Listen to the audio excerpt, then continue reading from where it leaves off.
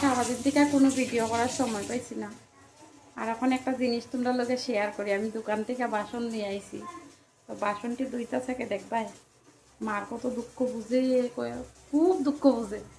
আর সত্যি আজকে পায়ে বহুত বেদনা উঠতেছে। দিয়ে দাও, দেখছো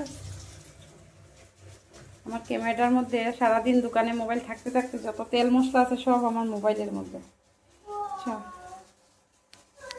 ক্যামেরাটার মধ্যে সব তেল মশলা সব লাগছে।